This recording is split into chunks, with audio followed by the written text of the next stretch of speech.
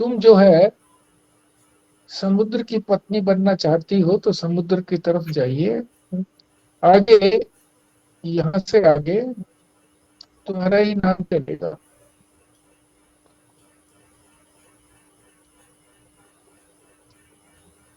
तो क्या मतलब हो गया, नाम रूप का त्याग, अर्थात कारण रूप दृष्टि। ये दूसरा पॉइंट था, 3 पॉइंट बताए थे परसों। एक नाम रूप का त्याग, दूसरा कारण दृष्टि। कारण माने दो, सबका कारण है जिससे सब उत्पन्न हुए हैं, उसी में मिलते हैं। प्रकृति कहलाती है वो तो। यदि हम पहले से ही अपने आप को कार्य ना समझें तो हम कारण से अलग है ही नहीं। हम भी कारण है। उसके लिए बताया था कि जो 5 भूत हैं, पृथ्वी जल तेज वायु और आकाश, उनको क्रम से परमात्मा तक पहुंचाना है, ईश्वर तक पहुंचाना है। वही सबका कारण है। उसी ने 5 भूतों के द्वारा इस सारी सृष्टि का निर्माण किया है। पृथ्वी का कारण जल, जल का कारण अग्नि, अग्नि का कारण वायु, वायु का कारण आकाश और आकाश का कारण माया और माया का कारण ईश्वर।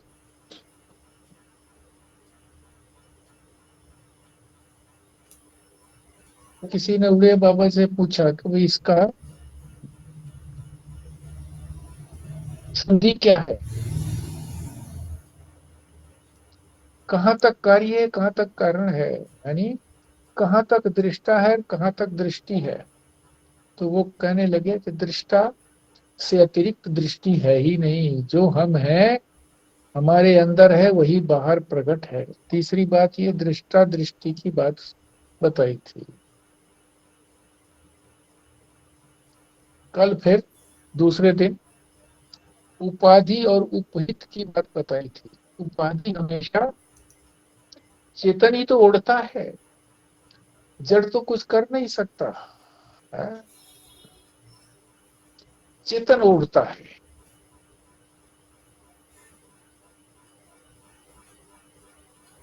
उसी को उपाधि कहते हैं जो ओढ़ी जाती है, और जो ओढ़ने वाला है उसको कहते हैं उपहित। तो चेतन में तो एक तो शुद्ध चेतन है, चाहे वो उपाधि ओढ़े, पर वो अपने आप को उपाधि से अलग जानता है। और वही चेतन जब उसका प्रकाश किसी भी अंग में पहुंचता है तो वो भी चेतन जैसा ही व्यवहार करने लगता है। उसमें भी कार्य और कार्य की दृष्टि रहती है, उपाधि और उपहित की दृष्टि रहती है।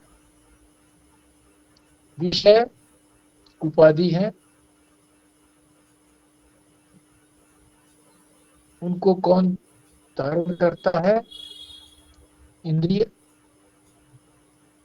या विषय से न चलो, क्योंकि विषय जो है वो तो जड़ है बिल्कुल, वहां प्रकाश अभी पहुंचा नहीं है। चेतन का प्रकाश केवल इंद्रियों तक है। इंद्रियां जो है वो,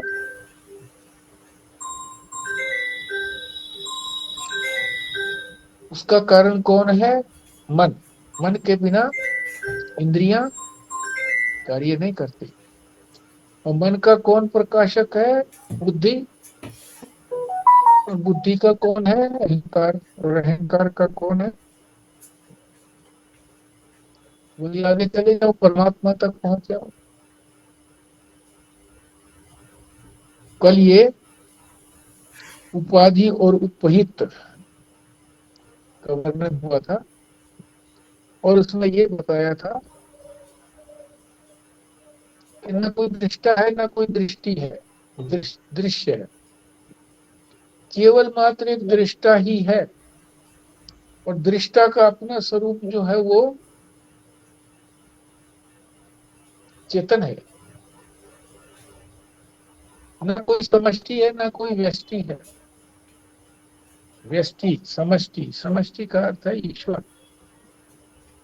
अंतिम बात बताते हैं कि फिर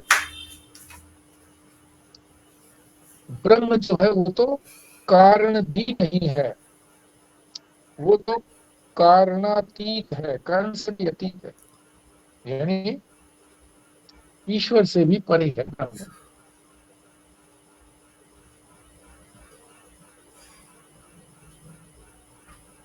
जैसे कोई चिंगारी अग्नि से निकलती है तो अग्नि में ही तो जाकर के लीन होती है वो, जुगनू का प्रकाश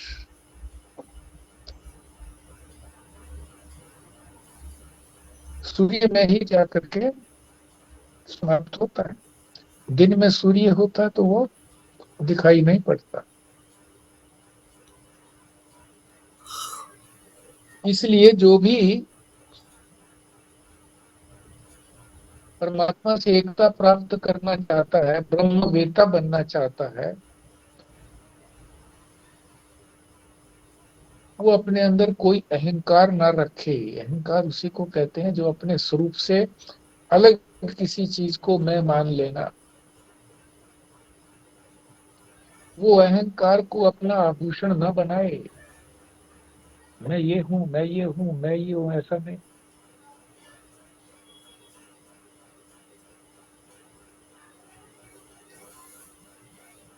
ब्रह्मवेता होने के लिए उस त्याग, अहंकार का त्याग करना पड़ता है। यहाँ तक कल हो गया था, आज इससे आगे बढ़ते हैं।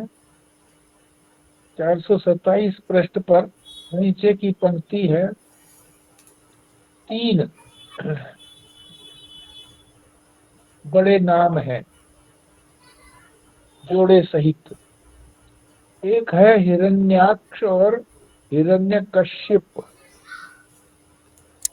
ये दोनों भाई हैं, राक्षस हैं, ये दैत्य। दोनों भाई बड़े बलवान हैं।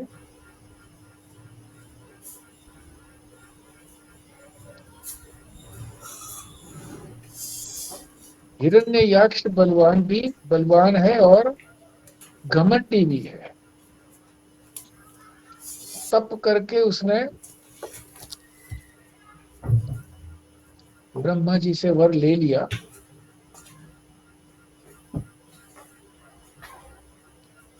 कि मुझे कोई ना हरा पाए। इसलिए उसने सारे संसार में आतंक फैला दिया, आतंक, टेरर फैला दिया, टेररिस्ट हो गया।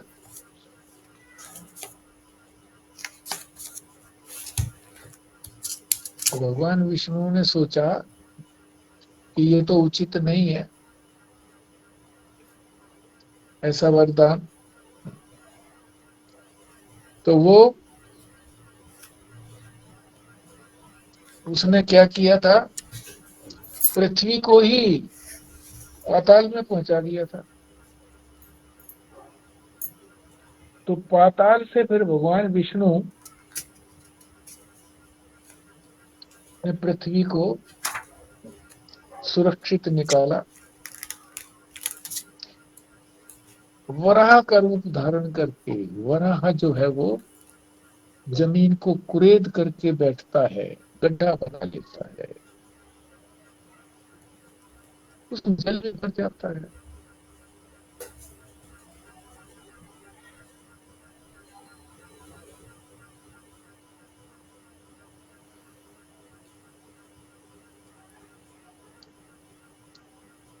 ये तो था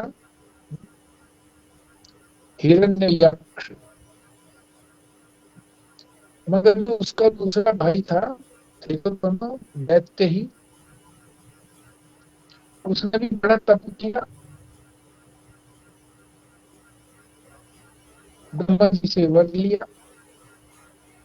क्या वर लिया कि न दिन में मरूं, न रात में मरूं,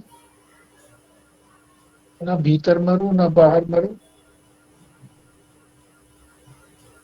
न किसी मानव से, मनुष्य से मरूं, न किसी पशु से मरूं, न किसी शस्त्र से मारा जाऊं।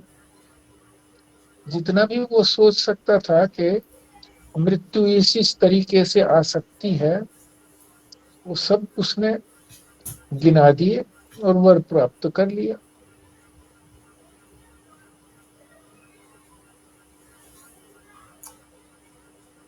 और अपने ही भक्तों को, प्रहलाद यद्यपि उसका पुत्र था और भगवान का भगत था,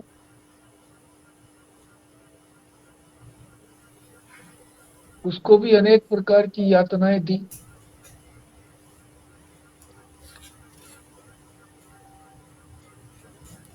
और भगवान विष्णु ने फिर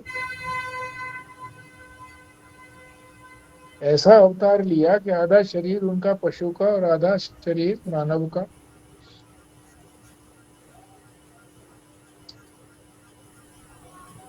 समय भी ऐसा चुना, न रात न दिन, मतलब जिस समय में रात भी नहीं हुई है, रात भी और दिन भी अभी समाप्त नहीं हुआ है, संध्या काल, संधि है वहां पर दोनों की। और न भीतर हो न बाहर हो, तो देहली में, चौखट में बैठ गया।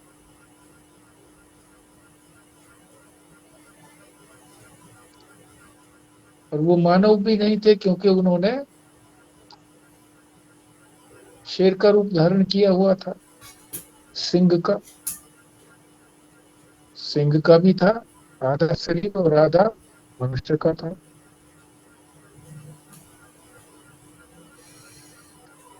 और शस्त्र भी कोई हाथ में नहीं था, पर बड़े बड़े उसके नाखून थे। अपने नाखूनों से हिरण्यकश्यप दैत्य को अपने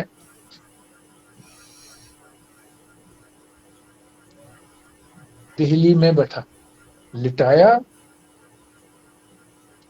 पेट फाड़ दिया नाखूनों से। ये तो है हिरण्ययाक्ष और हिरण्यकश्यप की कथा।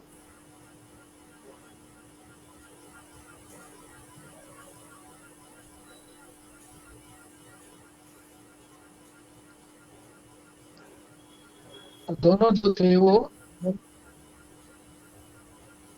अपना अभिमान रख रहे थे।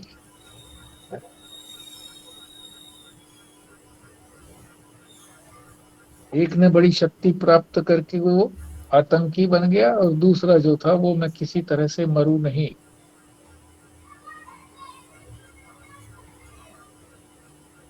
परमात्मा ने इस दृष्टांत से बताया पुराण के अंदर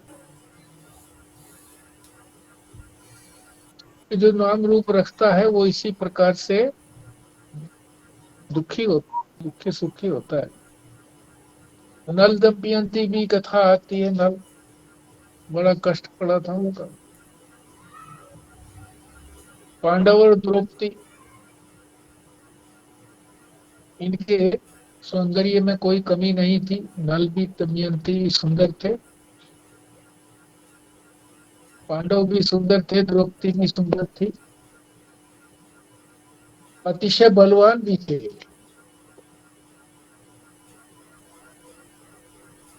ये अंतिम पैराग्राफ है 428 पर, वहां पहुंच गए हम।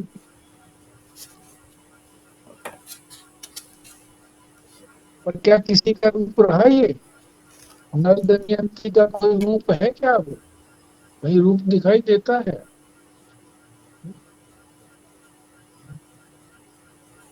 न नल दमयंती का दिखता है, न पांडव द्रौपदी का रूप दिखता।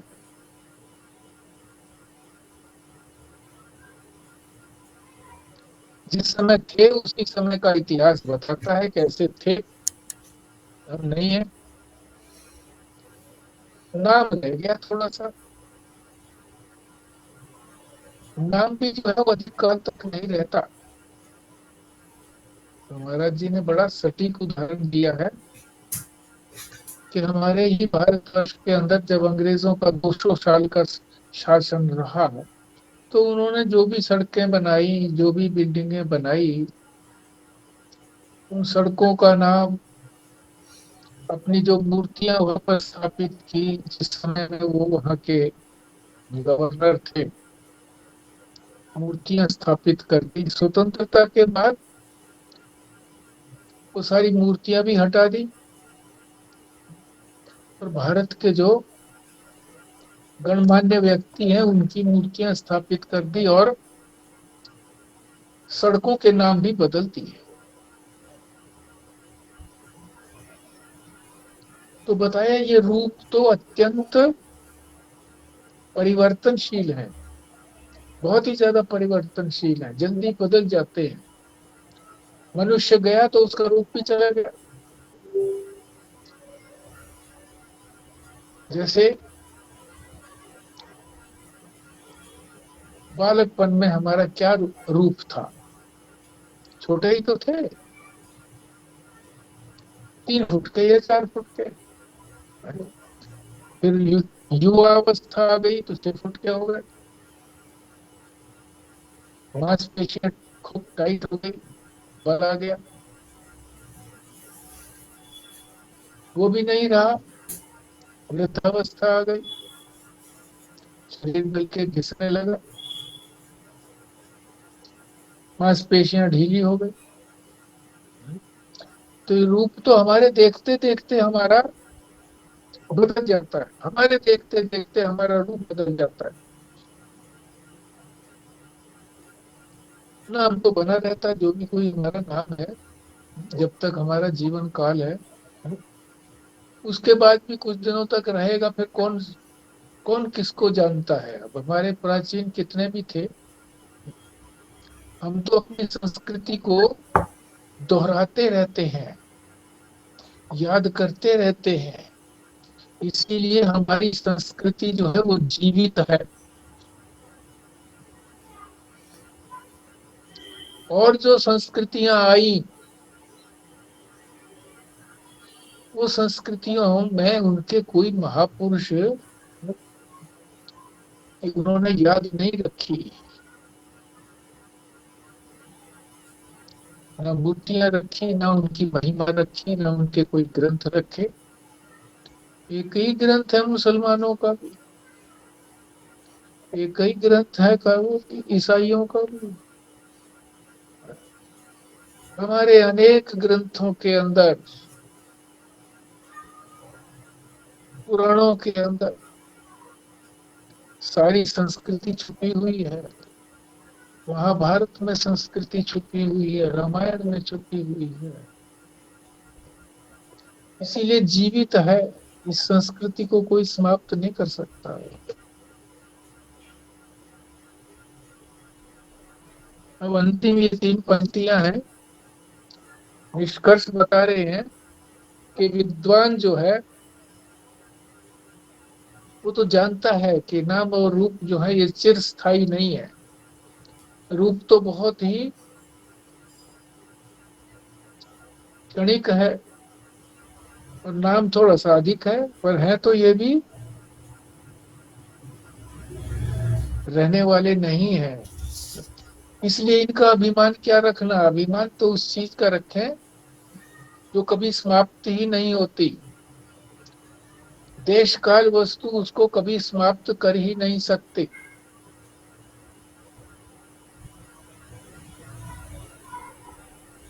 इसलिए बुद्धिमान अपने नाम रूप का अभिमान त्याग करके अक्षर से भी परे, अक्षर का क्या तात्पर्य है, ईश्वर से, ईश्वर से भी परे कौन है, ब्रह्म, कारणातीत। ईश्वर है कारण, कारण उसी को कहते हैं जिससे कुछ निकला हो और फिर उसी में समा जाए। तो ईश्वर से ही सारी सृष्टि निकली है और ईश्वर में ही समा जाती है। इसीलिए इसको कारण कहते हैं। मगर ब्रह्म जो है वो तो कारण से भी परे है, अतीत। और वो ब्रह्म कैसा है, कारणाधिष्ठान, कारण का अधिष्ठान है, जिसमें कारण भी रहता है, कारण भी उसी में शरण लेता है, ईश्वर भी उसी में जाकर के मिलता है, जीव भी उसी में मिलता है, जीव ईश्वर में नहीं मिलता। और वो कैसा है? अधिष्ठान रूप परमात्मा ब्रह्म दिव्य है, प्रकाश रूप है। उसके प्रकाश से ही सारा प्रकाश, सारे संसार में प्रकाश हो रहा है। आप कहोगे नहीं जी, सूर्य से प्रकाशित हो रहा है। सूर्य में जो प्रकाश आया हुआ है वो भी तो परमात्मा का ही प्रकाश है।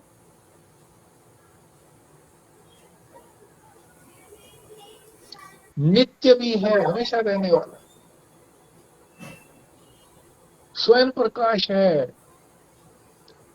उसका प्रकाश किसी और से प्रकाश नहीं आता। जैसे सूर्य में उसी चेतन तत्व का, ब्रह्म का ही प्रकाश आता है, तो ब्रह्म में भी किसी का प्रकाश आता होगा? नहीं, स्वयं प्रकाश है वो।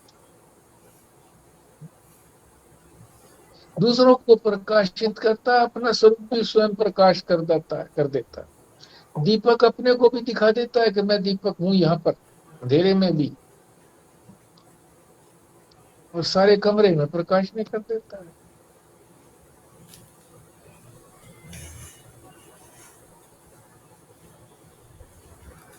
पर इसको अक्षर से परे क्यों बोला? शर से परे तो ठीक है, अक्षर से परे क्यों? अक्षर तो ब्रह्म का ही नाम है ना। नहीं, क्षर से परे अक्षर, क्षर माने जो क्षरित हो जाता है, अक्षर माने जो क्षरित तो नहीं होता, पर वो कारण है। अक्षर ईश्वर है, उसी से सब कुछ निकलता है। पर ब्रह्म जो है वो तो कारण से भी परे है। ईश्वर का तो कारण रूप भी है और कार्य रूप भी है।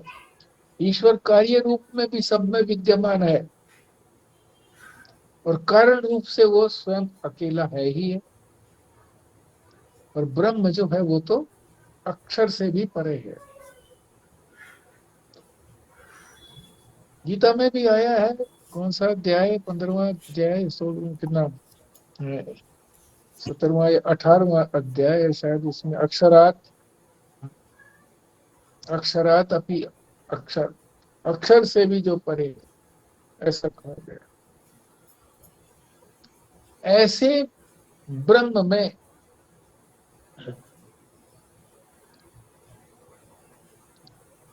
लीन हो जाता है कौन? ब्रह्म ज्ञानी। ब्रह्म ही हो जाता है। ब्रह्म और ज्ञान ऐसे नहीं बोला जाता, पर ये समझाने के लिए कह दिया था, ब्रह्म ज्ञानी। वास्तव में तो वही पुरुष है, बाकी तो सब स्त्रियां हैं। कल सुनाई भी थी कथा मीराबाई की,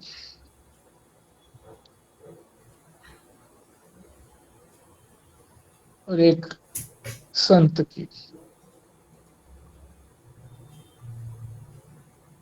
मीरा को बड़ा आश्चर्य हुआ कि जब उस संत ने कह दिया कि हम स्त्रियों से नहीं मिलते, तो उसने कहा मुझे तो आज तक यही पता था कि पुरुष तो एक ही है, अब मुझे पता लगा कि पुरुष और भी है। कटाक्ष था उसके ऊपर, उस कटाक्ष को उसने समझ लिया। जिस पर कटाक्ष किया गया था, उसने कहा ठीक है, मीरा भाई आ सकती है मिलने के लिए। ये हमारा यहाँ पर 428 पृष्ठ पर समाप्त हो गया।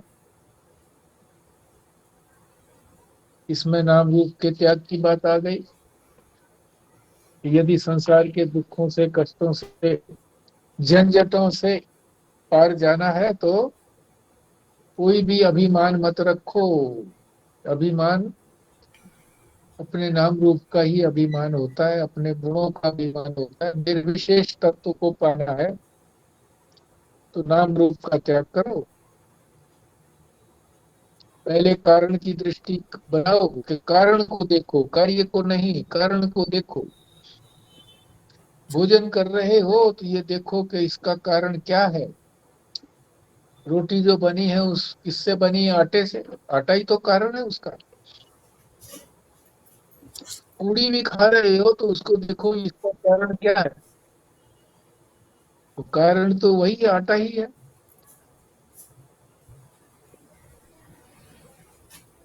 आटे का भी कारण जानो।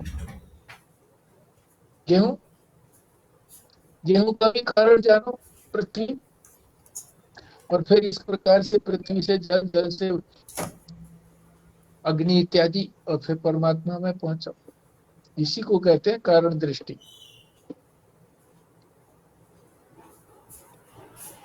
हम कार्य के अंदर ही उलझे पड़े रहते हैं, कारण को देखते हैं। फिर दृष्टा और दृश्य की भी बात बताई थी कि दृष्टा के अतिरिक्त दृश्य, दृष्टा और दृश्य, दृश्य है ही नहीं।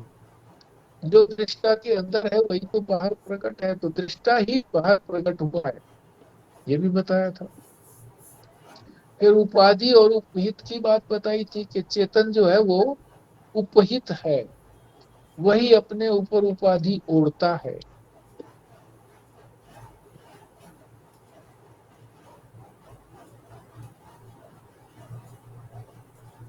और नदियों की गंगा जी और यमुना जी की कथा से बताकर ये भी बताया था कि नाम रूप का त्याग करना ही पड़ता है देर सवेर से। मगर वो प्रकृति त्याग कराती है। हम स्वतः अगर अपना नाम रूप त्याग करा दें तो प्रकृति के परिधि से हम परे हो जाते हैं। प्रकृति तो रोज हमारा नाम रूप जो है वो त्याग करा देती है। कब? बताइए कब करा देती है? प्रतिदिन, फटाफट बोलिए। जब हम सो जाते हैं। हाँ, सुषुप्ति में। सुषुप्ति में हमारा कोई नाम नहीं रहता, हमारा कोई रूप नहीं रहता। नाम और रूप जो है, इसी ये रूप ही तो है, हमारे शरीर का ही नहीं पता होता हमें कहाँ पड़ा, ये तो हो गया रूप। और नाम इसके अंदर जो है इतने सारे अंग है, कोई भी अंग वहां पता ही नहीं लगता कि है ही नहीं वहां पर। रोज हमको ये चेतावनी देते हैं कि नाम रूप का त्याग करो, तभी सबसे बढ़िया सुख मिलेगा। सुषुप्ति में जो सुख मिलता है ऐसा सुख संसार में कभी भी नहीं मिलता। बहुत ही चाहत की वस्तु मिल जाए, प्रेमिका मिल जाए, तो भी रात्रि में कहता है अच्छा ठीक है, अब सो जाते हैं, कल फिर प्यार करेंगे। लॉटरी निकल आए 1 करोड़ की, देर हो गई अब तो सो जाते हैं, कल गिन लेंगे। अरे जिस लॉटरी के लिए तूने सारा धन अपना खर्च कर दिया था वो लॉटरी निकल आई, इसी से प्रसन्नता मिल जानी चाहिए। नहीं, इससे प्रसन्नता नहीं है, दुख है इससे। इसी दुख को दूर करने के लिए तो सोना चाहता हूं मैं। हम उस दुख को जानते नहीं है, सुख के में लपेट लेते हैं उसको। जैसे कड़वी दवाई है, गुड़ में लपेट करके पहले दिया करते थे, अब कैप्सूल में देते हैं।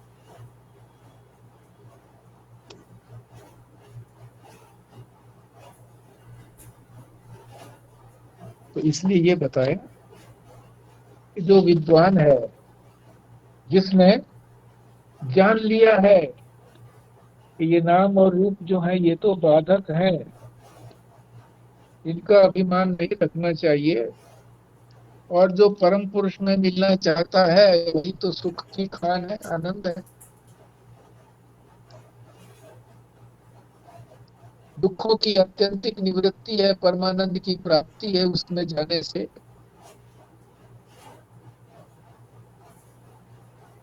तो ईश्वर भी अपने स्वरूप में जाना चाहता है। जीव भी सीधा अपने स्वरूप में जाना चाहता है, ईश्वर में नहीं मिलता। और उस ब्रह्म का स्वरूप क्या है? सबसे परे है, कारणातीत, कारण का अधिष्ठान, ईश्वर से भी परे, दिव्य प्रकाश रूप है और नित्य है, हमेशा रहने वाला स्वयं प्रकाश है, किसी अन्य से प्रकाश नहीं मिलता उसको। ऐसा परम पुरुष जो ब्रह्म ज्ञानी है वो परम पुरुष ही हो जाता है। ये हमारा समाप्त हुआ। इसमें किसी को कुछ बोलना है? बोलिए।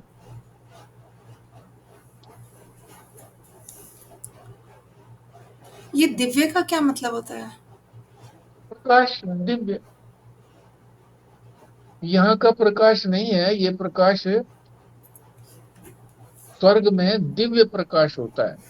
दिव्य रूप होते हैं सबके, चमकने वाले रूप होते हैं देवताओं के। चमक ही कहिए उसको, प्रकाश रूप कहिए। जो इस पृथ्वी तल पर नहीं मिलता उसको कहिए दिव्य है।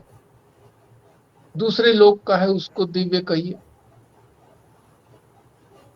जो लोक लोकांतर से परे है उसको दिव्य कहिए। और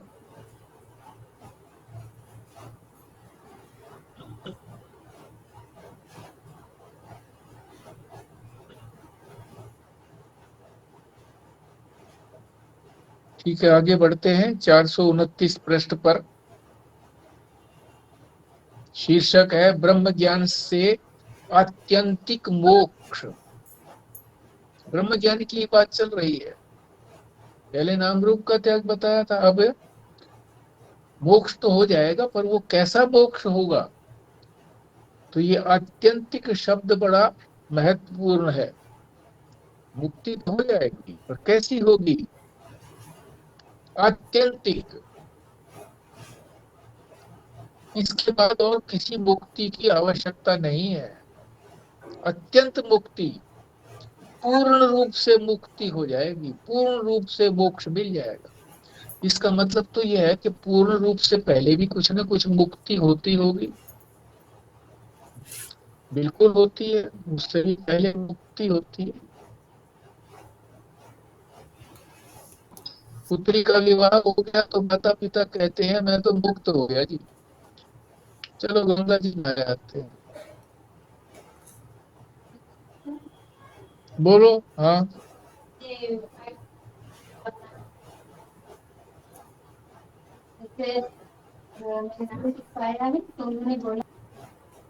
तो आत्यंतिक मोक्ष से तात्पर्य है कि मुक्ति तो हम थोड़ी थोड़ी बातों में मान लेते हैं। मुक्ति, बच्चे का विवाह नहीं हो रहा, पुत्र का, अरे इसका विवाह हो जाए तो मैं तो मुक्त हो जाऊं भाई। अच्छा, हो गया। अब इनके एक संतान हो जाए तो मैं तो मुक्त हो जाऊं, फिर जंगल में चला जाऊंगा। वो भी हो गई, फिर भी मुक्त नहीं महसूस होते। कि इनका पालन भी तो मैंने ही करना है। ये तो ड्यूटी पर चले जाते हैं, या ये ठीक से नहीं पालन कर पाएंगे। मैं तो बाल बच्चों वाला था तो मैं तो पालन कर सकता हूँ ठीक से, ये नए नए हैं। तो ये सारी बड़ी ऐसी मुक्तियां हैं जो पूर्ण रूप से मुक्ति नहीं है। फिर स्वर्ग में चली जाऊं, किसी ने अगर ये निश्चय किया है कि स्वर्ग में बहुत सुख होता है, यहाँ तो दुख भी होता है, वहां दुख नहीं है, तो स्वर्ग में चले गए तो क्या मुक्त हो गए? नहीं। जितने पुण्य किए थे वो पुण्य जब समाप्त हो जाएंगे, खर्च हो जाएंगे, तो फिर यहीं पर आना पड़ेगा। तो मुक्ति नहीं हुई। मैं तो भगवान के जो विभिन्न लोक हैं उनमें चला जाऊं, गोलोक में चला जाऊं, वैकुंठ लोक में चला जाऊं, जहां भगवान रहते हैं, तो मुक्त तो वहां भी नहीं हुए। मुक्त तो ज्ञान से ही होंगे, अपने स्वरूप का ज्ञान या परमात्मा के स्वरूप का ज्ञान, उसी से आत्यंतिक मोक्ष होती है। ब्रह्म ज्ञान, ब्रह्म ज्ञान से ही आत्यंतिक मोक्ष होती है, कि उसके बाद फिर कोई और मोक्ष बचता नहीं है। आत्यंतिक मोक्ष, इसलिए कहा जाता है कि दुखों से आत्यंतिक निवृत्ति।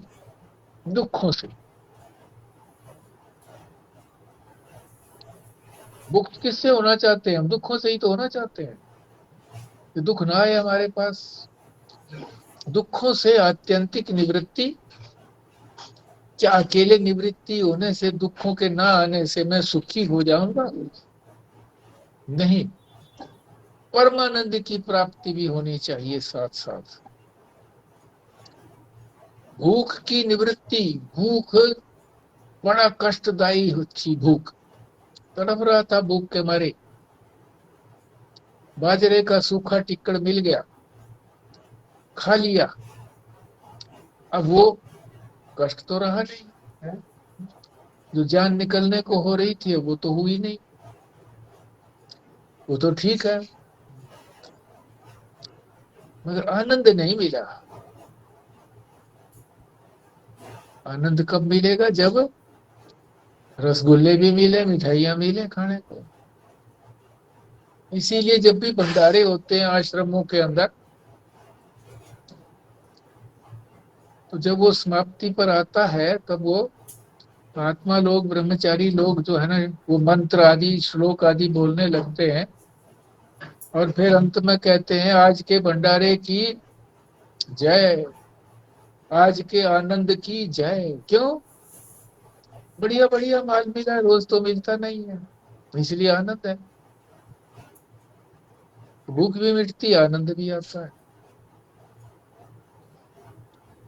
तो पिछले अध्याय में जो हमने समझा था कि नाम रूप का अभिमान छोड़ दो, तो उस दिव्य पुरुष से, जिसको ब्रह्म कहा जाता है, उससे एकता प्राप्त कर लेंगे। तो ब्रह्म ज्ञान, अब ये एक विशेष बात बता रहे हैं कि क्या ब्रह्म ज्ञान से ही मोक्ष हो जाएगा? उसी से नाम रूप का अभिमान छूट जाएगा ब्रह्म ज्ञान होने से?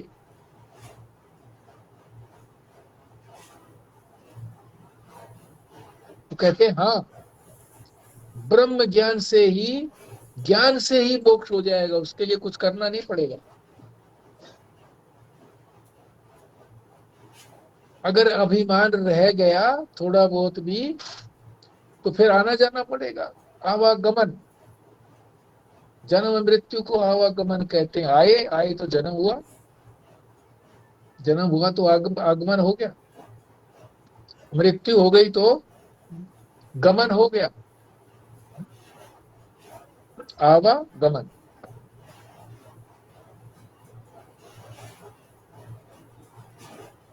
इसीलिए बोलते हैं आओ जी आओ, आवा।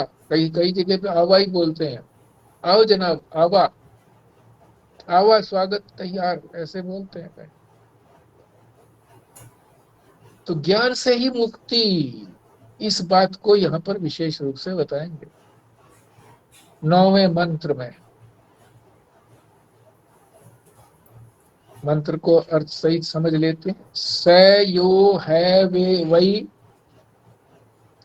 जो उस तत्परम, उस परम ब्रह्म को, जो उस परम ब्रह्म को, परम ब्रह्म को, वेद, वेद माने जानना, वेद कहते हैं टू नो, जानना। इसीलिए वेद जो है ना, वेद, वेद भी ज्ञान है। जितने भी हमारे वेद हैं ये ज्ञान स्वरूप हैं, तो जान लेता है। इसका अर्थ ये वर्ब भी बन जाता है और ये ज्ञान भी बन जाता है। ब्रह्मेव भवति, परम ब्रह्म को जान लेने से ब्रह्म ही बन जाता है। ब्रह्म से अतिरिक्त नहीं रहता, फिर वो अलग नहीं रहता, ब्रह्म ही हो जाता है। भवती माने हो जाना, ब्रह्म एव, ब्रह्म ही, एव का मतलब ही, ब्रह्म ही बन जाता है और कुछ नहीं बनता। अगली पंक्ति है न अस्य, अस्य माने उसके, ए ब्रह्मवित कुले, उसके कुल में कोई अब्रह्मवित, यानी ब्रह्म ज्ञानी के अतिरिक्त उसके कुल में न भवती, कोई और नहीं होता, ब्रह्म ज्ञानी ही होते हैं उसके सारे कुल के अंदर। इसीलिए कहते हैं कि एक पीढ़ी अगर तर जाती है, जिसने अपने परमात्म स्वरूप को जान लिया है, आगे आने वाली 7 पीढ़ियां तक तर जाती है। इतनी महिमा है उसकी। आधुनिक विज्ञान की तरीके से चाहे जीन्स लगा लो, चाहे परमात्मा की कृपा लगा लो, कि जो परमात्मा ही हो गया, तो जो भी उससे संबंधित होगा, बेटे पोते जो भी कुछ होंगे, शिष्य भी होंगे, वो भी खाली नहीं रहेंगे ब्रह्म ज्ञान से। तीसरी पंक्ति है तरति शोकम।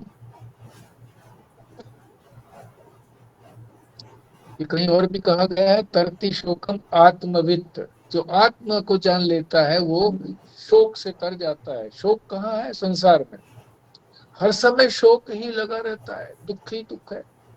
जिसको हम सुख मानते हैं वो थोड़ी सी राहत है तो दुखी। किसी को सजा मिल गई,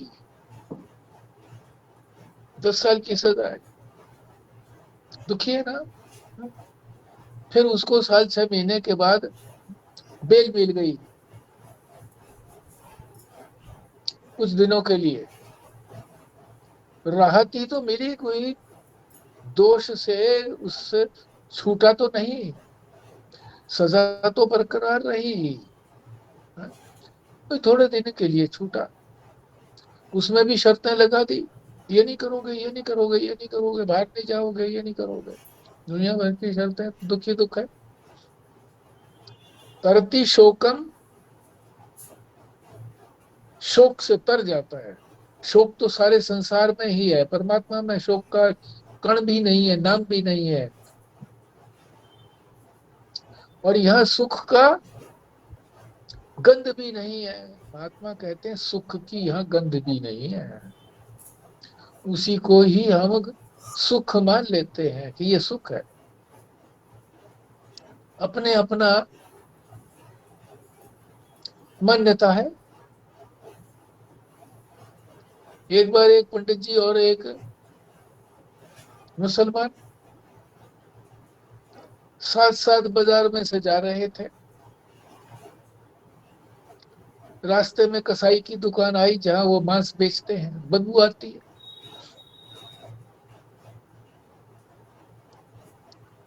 पंडित ने नाक बंद कर लिया हाथों से, उंगलियों से। मुसलमान ने भी बंद कर लिया नाक। जब वो चली गई दुकान,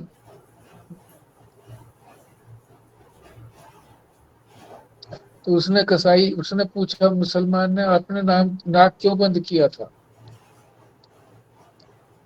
बोले इतनी गंदी बदबू में नाक से मेरा सहन नहीं कर सकता, मैं सहन नहीं कर सकता, इसलिए बंद कर लिया था, मैंने सांस ही नहीं लिया। फिर पंडित जी ने पूछा उससे, तुमने किस लिए नाक बंद किया था?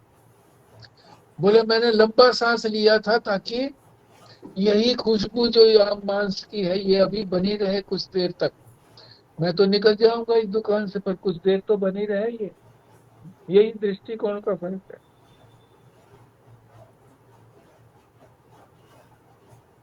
तो संसार में कहीं सुख का गंध भी नहीं है, दुखी दुख है। शोक से तर जाता है। जो ब्रह्म ज्ञान, ज्ञान होने से ही, केवल ज्ञान होने से, केवल कहा है, केवल करना कुछ नहीं पड़ता उसके लिए।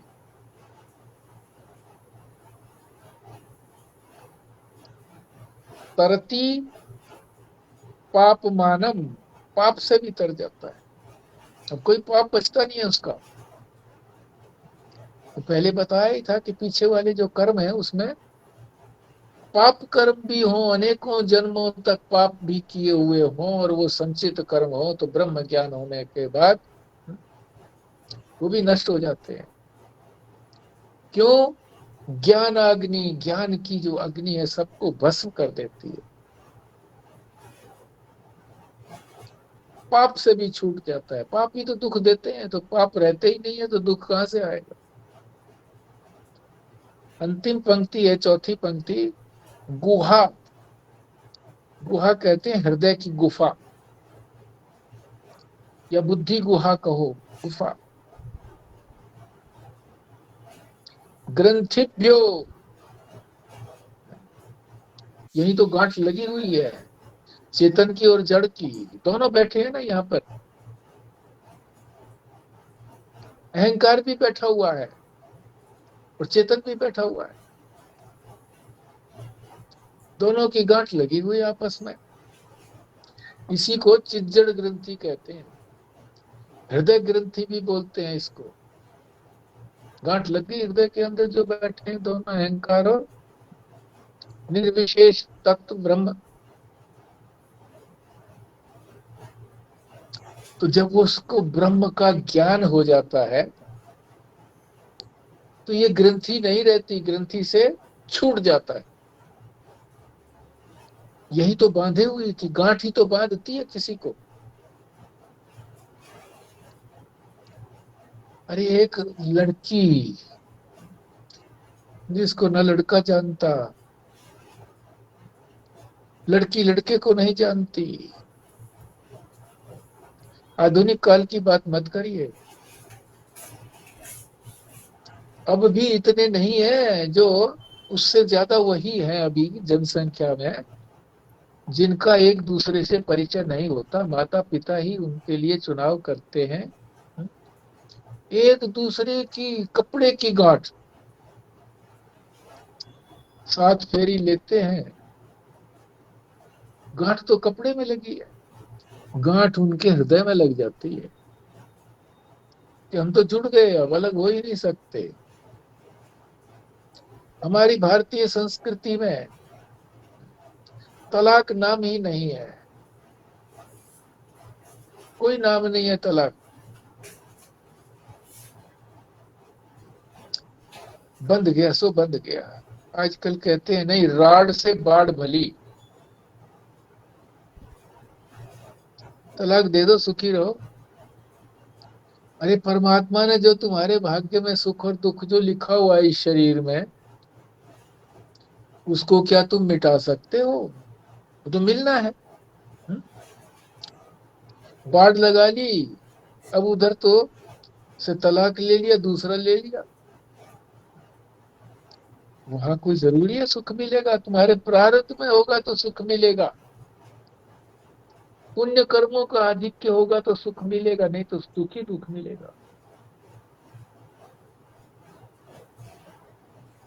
तो ये है बंधन, बंधन ही दुखकारी है। हम हर तरफ से बंधे हुए हैं, जो चाहते हैं वो हम प्राप्त नहीं कर सकते, जो कर्म करना चाहते हैं वो कर्म नहीं कर सकते, जो ज्ञान करना चाहते हैं ज्ञान नहीं कर पाते, जो भोग करना चाहते हैं भोग की वस्तुएं पड़ी रहती हैं, हम भोग ही नहीं कर पाते। चीनी का मिल है किसी का, चीनी नहीं खा पाता मालिक, डॉक्टरों ने मना कर दिया शुगर है, खाओगे तो मरोगे। भोग के यंत्र ही नहीं है, मतलब काम करते ठीक से।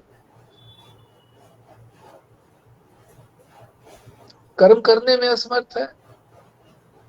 अरे मैं सब कुछ कर लूंगा, हाथ से ऐसे कहता है कि मैं सब कुछ कर लूंगा, मैं उससे बदला लूंगा, उसको तहस नहस कर दूंगा, उसको जमीन पर छोड़ूंगा नहीं, ऐसे बोलते।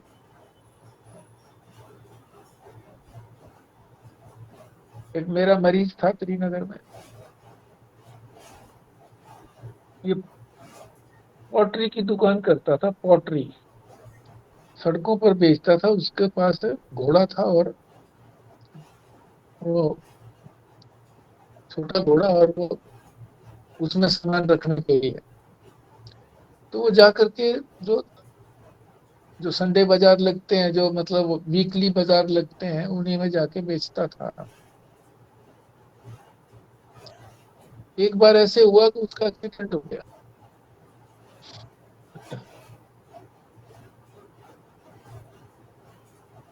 डॉक्टर से उपचार कराया, ठीक हो गया उसका, जो भी जख्म वगैरह था। मेरे को बुलाया, मेरे को कहने लगा कि मैं उसको ठीक करूंगा। उसको जानता था, वो जिसने टक्कर मारी थी उसको, मैं उसको ठीक करूंगा, छोड़ूंगा नहीं। अगले दिन सुबह सुबह उनके बच्चे बुलाने के लिए आए, बोले जी देखना जरा इनको। मैंने उसको उठाने की कोशिश की, अपने आप उठ नहीं पा रहा था, लेटा पड़ा था। मैंने हाथ लगा करके उसको गर्दन के नीचे, और उसके गर्दन के नीचे, तो मैं उसको उठाना चाह रहा था, गर्दन के नीचे हाथ रख के, सिर के नीचे मैं उठे, तख्ते की तरह से उठ गया सारा, तख्ते की तरह से, सिर से नहीं उठा, तख्ते की तरह से, यहाँ तक आधे तक तख्ते की तरह से उठ गया। ओहो, मैंने फिर उसको लिखा दिया। मैंने कहा भाई इसको तो टिटनेस हो गया है, अब बचेगा नहीं।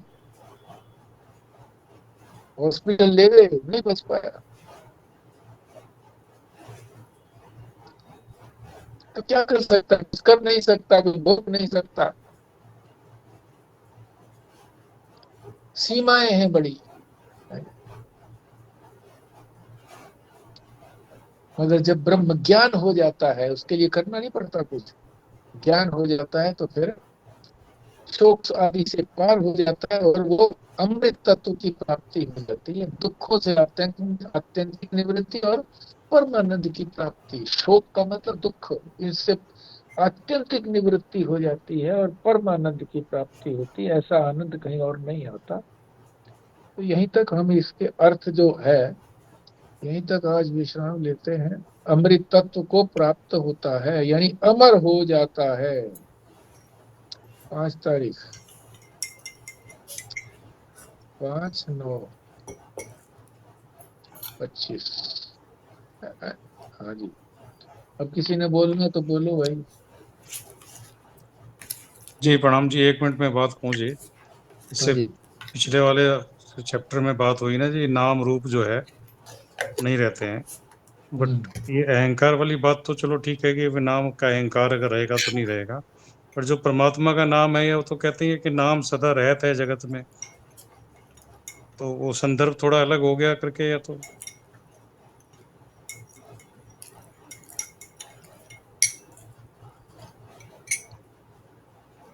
अच्छा, नाम सदा रहेगा। नाम अभी ये राम है कृष्ण है चले गए करके नाम तो है ही है ना जी। और नाम नाम से क्या कहते हैं, नाम ही तक पहुंचा जाना है, और नाम तो कभी खत्म नहीं हाँ, हुआ इसलिए। साधन तो हो गया है, ये तो बात ठीक है, नाम भी साधन है, परमात्मा का नाम जो है वो साधन है, पर मोक्ष की प्राप्ति तो नहीं कराता ना जी। वहां तक ले जाता है, तट तक, तटस्थ, तटस्थ लक्षण है उसका, तटस्थ। मोक्ष की प्राप्ति सीधी नहीं कराता। नाम के उच्चारण से बहुत अधिक पुण्य होते हैं, हैं? वाणी शुद्ध होती है, अंतःकरण शुद्ध होता है, और वहीं तक तो ले करके जाता है। आगे तो फिर ज्ञान के बिना मुक्ति नहीं है। आत्यंतिक मुक्ति नहीं है, आत्यंतिक मोक्ष नहीं है ज्ञान के बिना। एक पड़ाव तो पार हो जाता है, पर अंतिम तक नहीं पहुंचते। हाँ जी।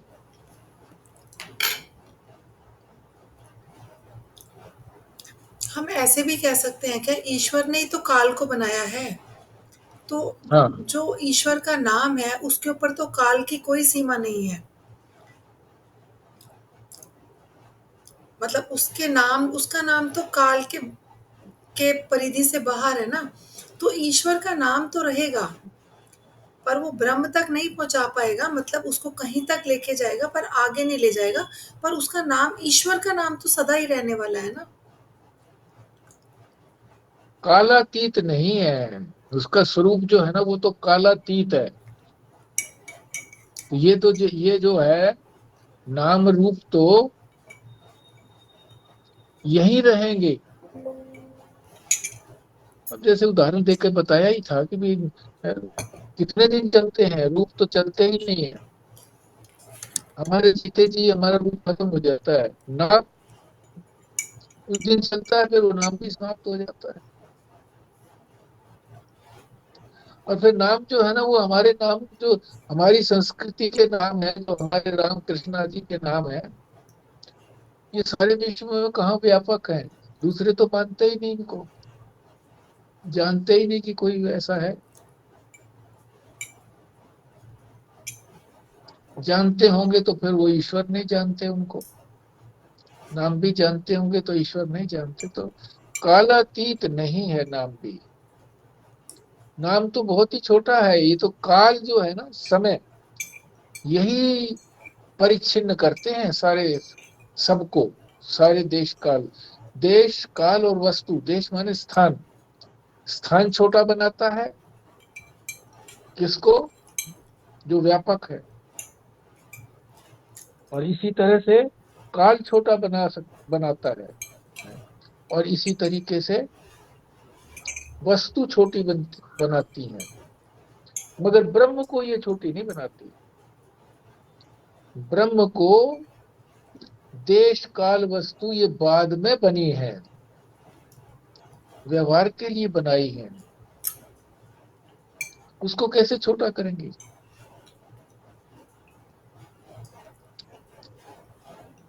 पुत्र पिता की आयु को कैसे छोटा करेगा, है ही छोटा, पहली बाद में ही पैदा हुआ, छोटा नहीं करेगा आयु। कालित हो गया ना, काल को छोटा नहीं कर सकता।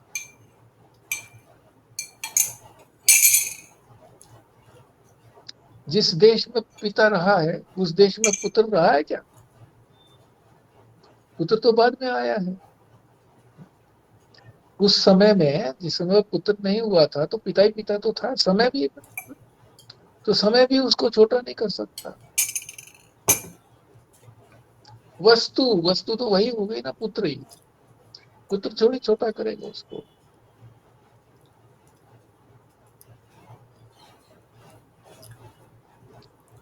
हाँ, नाम और रूप तो और भी छोटे हैं। पुत्र चला गया तो नाम पिता का नहीं रहा,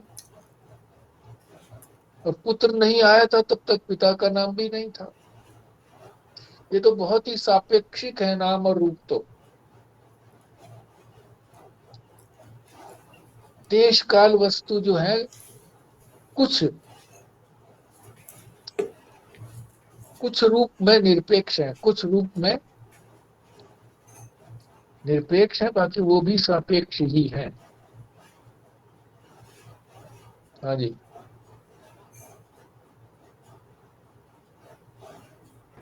ये जो व्यास जी नाम का लिए कहा गया है, ये तो सत्संगों में यही कहा जाता है कि नाम रहेगा।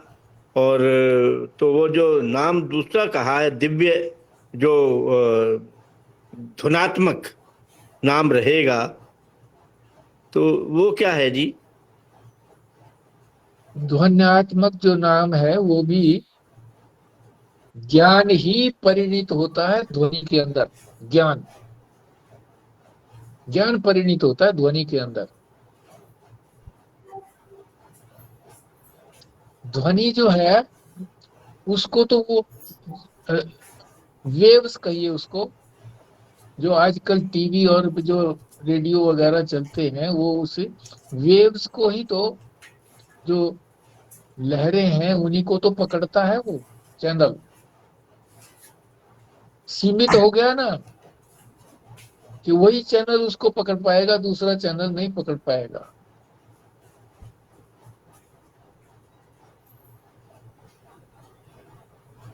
एक जगह प्रदर्शन हो रहा है तो उसी प्रदर्शन के दौरान उसका प्रदर्शन रोक करके दूसरा प्रदर्शन किया जा सकता है। उसी के अंदर दो दो प्रदर्शन नहीं हो सकते।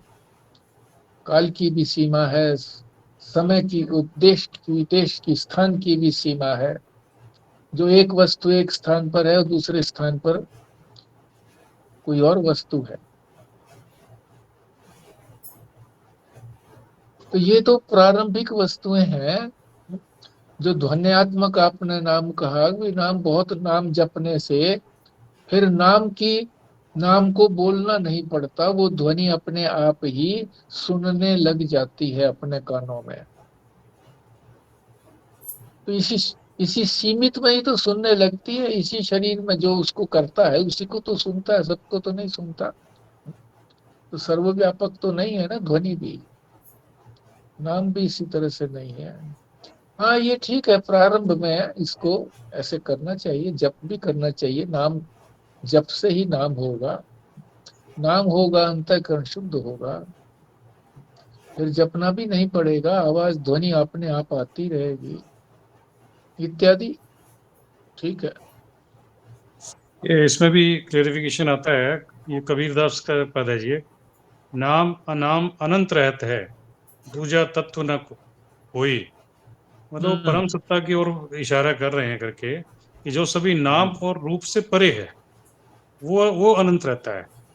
यहाँ ये इशारा ये कर रहे नाम, हैं नाम की बात नहीं कर रहे, नाम अनाम अनंत रहता है। मतलब जो सभी नाम और रूपों से परे है वह हमेशा रहता है, सर्वव्यापी और शाश्वत।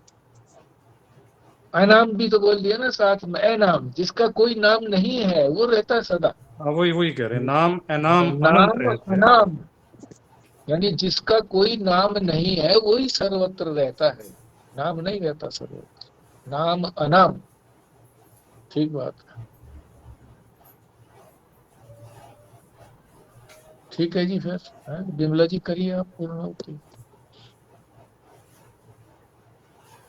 फिर मैं उनके माँ के पास मिलने गई थी ना किसान जी के घर, तो वो तो नाम के बारे में एकदम नाम ही सुमरन सरोवर। हाँ तो ठीक है, बड़ा नाम सिमरन तो प्रारंभिक को तो यही बताएंगे ना कि नाम सिमरन करो, और क्या बताएंगे। बताया। जो जहाँ पर खड़ा है वही तो उसको बताएंगे। जो जिसका घाट है, संत में कहते हैं अपने अपने घाट पे बैठो, जो जिसका अधिकारी है उसको वही तो बात बताई जाएगी।